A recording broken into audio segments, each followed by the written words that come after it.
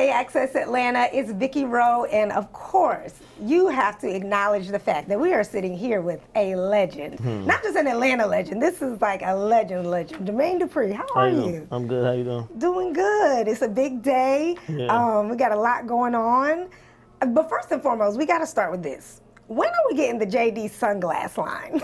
Because you rock the shades all the time. Yeah. We need that exclusive. I actually had my own sunglasses for a minute. I did a collaboration with Cartier. I was gonna say you had a few collaborations. I feel like. Yeah. So I gotta bring it back though. We gotta do something new. Yeah, we do. Yeah. We do. Now we gotta just talk about. I mean, you've been doing this so long, so of course I definitely have to give you your flowers, just for, of course, your own legendary status, the people that you pushed into that legendary status, and I feel like you've always had your ear to the youth, especially. I mean, signing Crisscross when they were 12. Yeah. Same thing, I think, for Bow Wow, Yeah. Escape, the Brat. I mean, the list goes on and on. What does it take to get that JD stamp of approval? I think it's different things. I think back then it was something else, and as time goes on, it's different things. I mean, it's always deep rooted with the talent. I think talent rules, my era. If you're talented, and I'm paying attention to you. At that point, then it's like me trying to figure out how I can sell your talent, but for the most part, it's just the talent.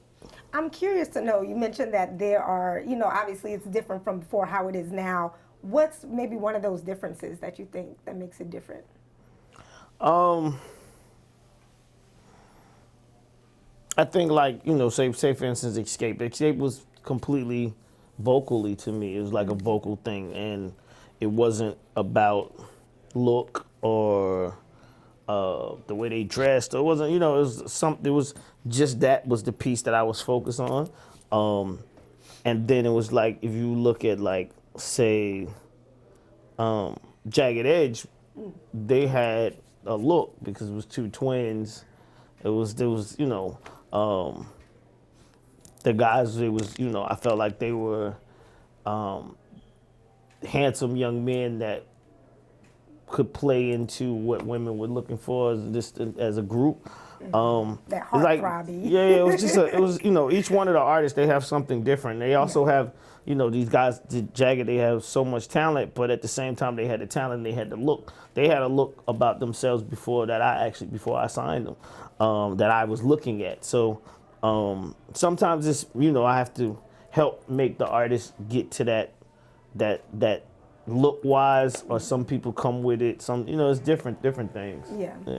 So, I mean, just speaking of working with different artists, we got to talk about your work with Currency. Yeah. For motivational use only. Yeah. Now, this whole friendship, I would call it, started because he made a song named Jermaine Dupri, right? Yeah. Somebody make a song, title it Jermaine Dupri, or title it your name, period. The least you can do is try to create a project with that person. Yeah. So when you initially saw, I think your tweet said a lot. You were just like, this is kind of mind-blowing. So how did that go? You reached out, talked to him, and then how did it become this? I saw the song. He made a video, and with your MTV Cribs. Yeah, my MTV Cribs in the video, and I just was like, like I said, blown away, because this is not something that I forecast. I never talked about, and I've talked about a lot of things that happened in my career, but I never talked to myself about, I can't wait till somebody make a song titled Jermaine Dupri. So it was kind of like a wow, man, what do I do with this type of thing? But it also made me just reach out to him and be like, dog, listen, you got to come to Atlanta. We got to work. There's no way possible that you did this, and I can't at least repay you the favor of me just working with you. That's dope, because sometimes some people just be like, oh, that's great, and keep it moving. Well, I don't know. I don't know that, like I said, that's a thing. People say that all the time, but it's not a bunch of people who have records that have been named after them. So I don't know that like I said, it's just it's a thing that you only live once, and that's pretty amazing that you did something that made somebody write a song title it your name. Yeah, and I mean, literally for so many years, like, you know, he talked about, you know, watching up, seeing that, and really how you motivated him. Yeah, so I mean, that's it's a full circle moment. I love that. Yeah, crazy. So, of course, you guys had dropped the song Essence Fest, and now we know you're headlining Essence Fest, celebrating the 50th year hip hop anniversary, as well as 30 years for So So Def. Yeah. Can you tell us anybody, maybe two artists that may be on the stage during maybe one artist that may be on the stage? No, I can't. I could just tell you that, you know, it's gonna be hip hop, you know, that at its best. That's all I can say. It's just gonna be, you know, if you love hip hop, you love Atlanta, it's gonna be hip hop at its best. Yeah. I mean, and speaking of anniversaries, you know, I was a little upset about the Grammys when they did this 50th tribute. There was no So So Def, which I thought was a little strange because, I mean, clearly you had a huge, and still are having huge runs, huge success with so many artists. Did you even get a phone call with that, or? Nah, not, you know, I said this before. I think that was just, to me, another example of how the South continues to get discredited for what we've done in hip hop, and people seem to think that has changed. It has changed slightly, but that was another example in 2023. Right now, that it hasn't changed that much. The South is still looked at as like the second or the stepchild of hip hop. It's not like you know, we don't get the same calls as to people from New York and LA get immediately. It's still like, you know, they call us after the fact. So that was an example of that. So yeah, and I feel like I've heard you speak about that before, just about the South not getting that sense of respect. I mean, what do you think the disconnect is? Because now, especially in Atlanta, you hear just so much about Atlanta music. I mean, in all different industries. Why do you think there's still kind of that disconnect? I think it's just a mind. I think that, you know, when at some point in time, whether it was the 2000 era or it was the 90s era, the mindset of how hip hop was distributed and how it was given to people was driven by a narrative that the South wasn't a part of. And I think that narrative was so loud, you know. I know, like, I was doing $1 million worth of game interview, and they asked me if Puff brought out the Locks, who was I gonna bring out? And they almost asked me the question as if I didn't have anybody to bring out. So I said the Franchise Boys and the Young Bloods. And I could see in their faces, and I saw the comments where people was like, almost in their mind, that we from the South are supposed to be scared because of these groups that's from different places or whatever it was. You know, it's like almost like the Locks. You can't say you have a group that compares to the Locks.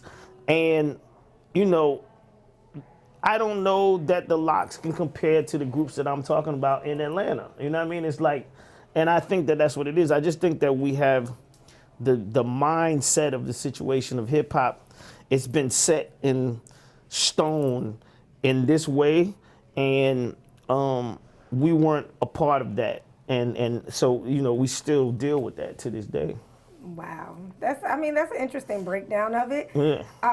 And I just think that a lot of the time is that pride of like people just repping where they're from. So, you know, they hold on to a lot of that. That too, but like I said, it's still at the same time, it's like a mental space of like, I mean, you know, we don't, for such a long time, the South and Atlanta, we weren't represented heavily from a media standpoint. I still feel like we are last in media. Really? Yeah, because I think they just had I think Complex just put out a hip hop media top 10 yesterday, or day before yesterday, and nobody from the South was in that list, I don't think.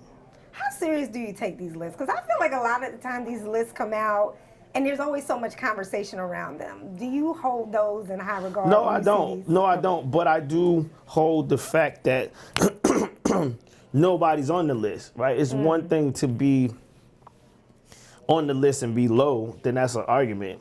But not be on the list at all is it's a statement that says it might not be nobody in Atlanta that, or in the South period, that's poking hard enough to get a mention on that list, or not even an honorable mention, you know? Yeah. So yeah, I still feel like we are, you know, we are last in the, but it's also because everybody in Atlanta wants to be artists. Everybody, That's a fact. yeah, everybody in Atlanta wants to be an artist, and they don't understand that, you know, it's other ways to be successful in music besides just being the artist. You can make a TV show, you can make a podcast. I think Ray Daniels' podcast, The God Show, is starting to catch on. Thanks to me, though. I think his show is definitely starting to crack. So I look forward to him being on that list soon. But definitely, I feel like we have to be a little bit more aggressive in that area. Yeah. And I feel like a lot of the times when you say, you know, stuff like this, or you're just always trending for something. I feel like. I mean, if I start trending for this, thank God, because like I said, I'm just trying to put the energy out there. I'm telling you, you gotta take it from me. I've seen, when I was first starting, I would see producer lists, and I'd be like, man, I got a hit record, but I'm not on the list, right? And the hit record was blinding me from actually seeing what it is. It's not even about one hit record. It's just about constant activity and how much are you in people's faces and how much are you not allowing them to breathe, right? And that's the game that I had to start playing in order for me to even be mentioned on these lists. When I even still being mentioned, I'm not at the top of the list.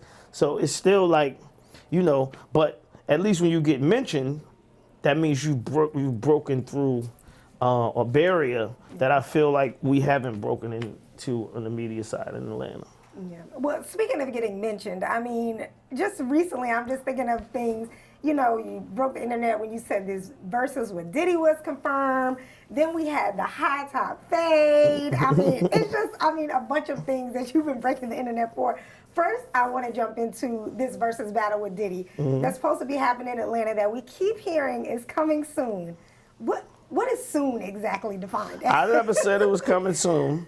I said that both of us have agreed to do it because it's something that the culture is screaming. We don't have a date. We don't even have, we don't have much conversation about it at all at this point. The paperwork is not in yet. Yeah, I mean, the paperwork's not in. There's a bunch of things that's not in. But it's definitely gonna happen at some point. I don't know if it's this year or when it's happening, but it's gonna definitely happen. We both know that we almost feel like I feel like we owe it to the culture because people just want to see it. Absolutely. Yeah. I agree. Yeah, we need to see that. Yeah. Now, we got to go into this high top fade that caused a lot of conversation. You brought it all the way back, but to me, it kind of came off as a no to hip hop, although I'm sure you saw the comments and people talking about that. What were you really just trying to say with this? The same thing. I mean, it's what you just said. It was like, it's hip hop 50, right? Everybody out there, you watching me at this point, if you feel like you're celebrating Hip Hop 50, what have you done to celebrate Hip Hop 50? What are you doing to celebrate Hip Hop 50? Are you just saying it? Like, I feel like that's what people are doing. People are just like, oh, it's Hip Hop 50, and they saying it, feeling like that's them doing something. And me, where I come from, hip hop changed my life. Hip hop made me wear my jeans backwards. Hip hop made me hip hop made me do a lot of things that probably wasn't supposed to be doing, or things that people didn't expect for me to do. And that was basically what I wanted to do with the flat top. It's like, I got an opportunity to shoot a video. This is a perfect opportunity for me to do this. Let me do something that is reminiscent of what I would have done when I was younger, getting into hip hop. So, I hope that energy spills over to more people to do things that hip hop would make them do. And it introduces those that's young, like people that's growing up right now, and it introduces to them like what hip hop actually did for people like myself. Because there's a lot of young people that don't even really understand, you know, they growing up in this era of hip hop now where it's more violent, it's more deaths, and it's less creativity, right? So I feel like if we're gonna celebrate hip hop, we gotta celebrate it from the creative side. And people should question what they're doing. What are you doing for Hip Hop 50? You know, speaking of the music and kind of how it's changed, what do you think, if anything, can be done to get back to maybe that creative side so it's not so oversaturated with the violence and with all this music that... I mean, we gotta highlight it. That's what I'm saying. Like, people have to, like I said, with me with the hot top, it's more, like you just said, I'm sure you saw the comments, it's more negative comments about people asking, am I going through a midlife crisis, as opposed to people looking at it saying, oh, wow, that's creative, right? It's like, oh, damn, who did your hair? Like, we got to put more focus on the creativity, because of, like, if I would have done that in 1994 or 95, everybody been like, oh, that's fresh, it's so real, that's crazy.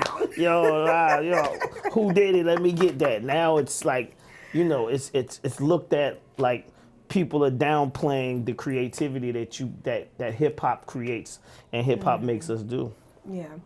I mean, speaking of another thing that was also trending, I need to hear about this whole 106 in Park thing, and why are you not getting credit for this? Oh, I don't want credit. I don't want credit for it. I don't actually, that's not the goal behind it. It was, like I said, I was talking to Ray Daniels about what I do for artists and the lengths that I go to make sure my artists are special and seen.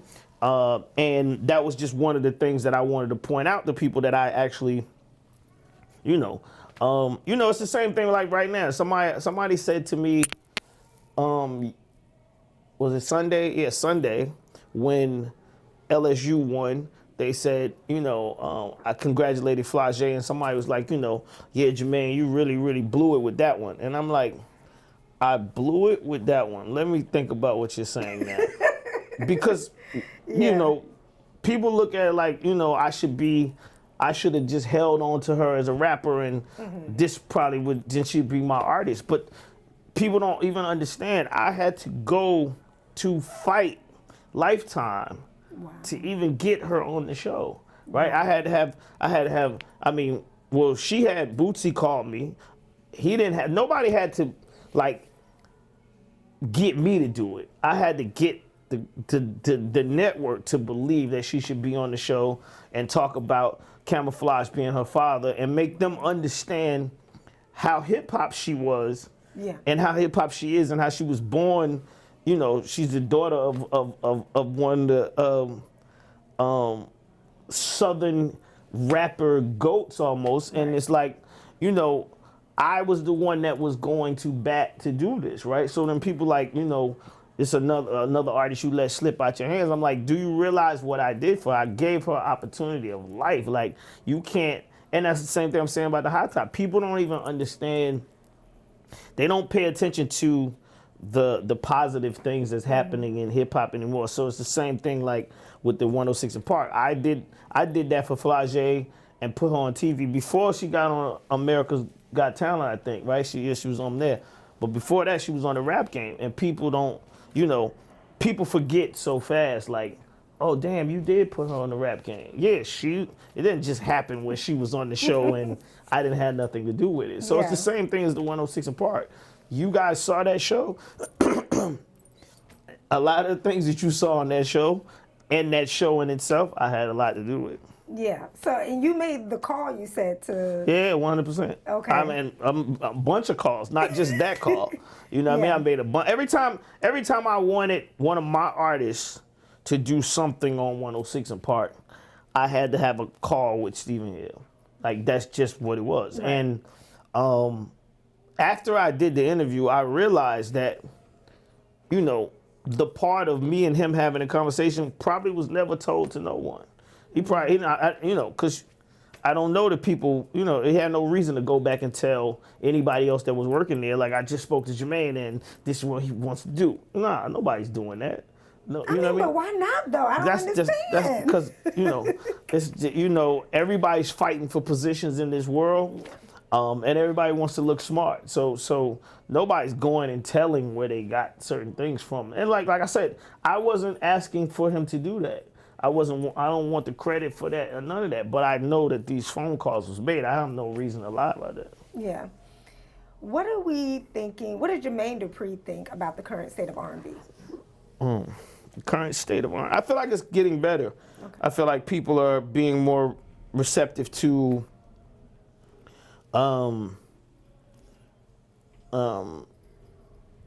musical artists doing what they've known R&B music to be. I feel like there's so many R&B nights of clubs and this, that, and the third, which is like creating this, I feel like, whirlwind of people wanting to hear great R&B again. So I feel like it's just the universe is working to make sure that R&B stays in a space that it's supposed to be. Yeah, I definitely hope so. I was talking to a couple of the ladies from Escape the other day, and just being able to see them on TV and see them with SWV, like the voices on all of these women, it's amazing. And I think also too, being able to have the new artists come in that really take their vocals seriously is an important factor too. Yeah. Speaking of which, can we put the Jermaine Dupri bat signal out to the Escape ladies and just make it all better? To put the what out? The bat signal out, because you gotta make it all better. I don't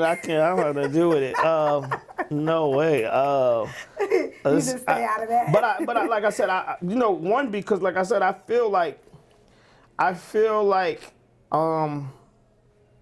it plays into the same thing we talking about with the list. I feel like when I put Escape out, people were challenging Escape and they weren't allowing them to be the talked about group that they should have been when their records was actually number one. So to see them be in that space now, you're mentioning them. I just did an interview and somebody else mentioned them. It's 2023. I put this group out in '93, right? It was the first group I signed. For them to still be talked about 30 years later and be talked about as like a main subject is pretty amazing. It says a lot for their talent. So I hope that they pay attention to the fact that their talent, they're so talented that people really care about them and they talking about them and they care about what's going on with the group and they care about the destruction of the group and all of that. I hope that they are paying attention to that part and they figure the bickering and beef parts out, and they go and make more music and they continue to, sing and be on the road. Absolutely. I mean, and just speaking of them and just all the groups that you've worked with and all the things that you've done, not even groups, singers, your own career, I feel like you've done so much. Is there anything that you haven't done that you still want to accomplish? Yeah. Is it a lot? Yeah, it's a lot. I mean, Really? well, I feel like it's like I said. I look at I keep bringing up this list thing, right? And I think about the reason how I believe how you get on these lists is that you got to keep your foot on the gas, and how much gas you give is determines where you end up on the list. I have a mindset right now to like like end up on a list where nobody's on the list besides me. Right? That's my mindset. At right now, I plan to put out so much music that people actually are tired of me. Like people get like tired. I'm so sick of seeing this guy. I'm sick of hearing this guy. I don't want to see him no more. That's my goal, is to like put out that much music because I want to see what happens to the list at that point. Do you think there's too much though? Like, is there such thing as oversaturation when it comes to that? Yeah, but I don't know that I've oversaturated. That's what I'm saying. So you asked me what I feel like it's me oversaturating, not myself, because I can't oversaturate myself because there's so many records that I could put out that people don't actually know. But I do plan on putting so much music out that, it's everywhere. Everywhere you look, it's like, how did he do this? You know what I mean? Like, for real, like, what's today? Tuesday? And me and Currency's out today. On Friday, Young Dylan, his record is dropping on Friday.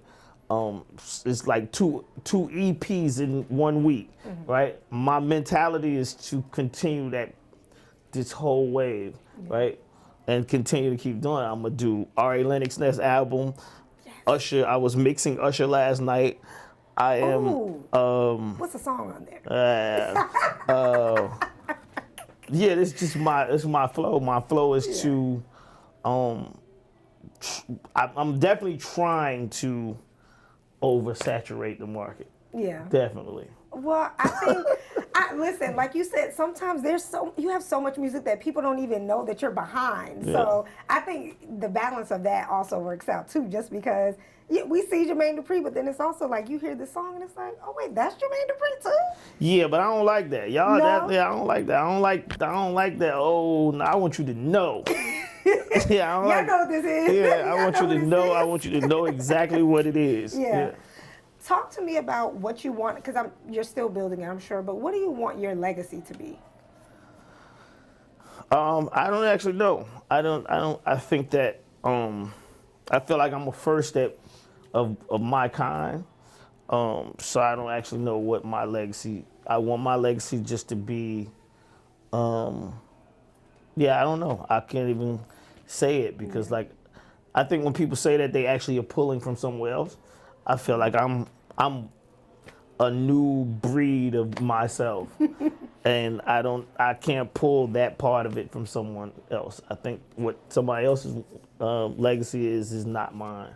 Yeah. Yeah. But I mean, listen, I just definitely want to say you have built a legacy, even if you don't know exactly what that is for you or what that looks like for you. There's so many people, whether they say it or not, that look at you, that are pulling from things that you've done and your influence. So I just want to personally say thank you because, of course, you had a role in my childhood and even now of just music that I really enjoy, music that I can remember, like where I was at, what I was doing, that I shouldn't have been doing, all that kind of stuff. So I really hope, people are giving you your flowers because you absolutely deserve them. Thank you. This Friday you have a show with Currency at the Eastern, so we're looking forward to that. We're gonna hear some new music, I'm sure. Oh yeah, now we're gonna do the whole EP. Oh good. That's basically the thing we do in the album. So Perfect. if you get it today, you got 3 days to listen, and you come and then you hear which one of the songs is your favorite song from the Listen, EP. we can learn lyrics that fast. I know. People try to act like they can't. Yeah, nah. Just play it on You can repeat. learn it today. Learn it today. Let it play all day. Learn it, then come Friday and listen to it live. Jermaine Dupri, ladies and gentlemen, I appreciate you. Congratulations. Thank you. I'll be listening to some Usher off camera. Bye.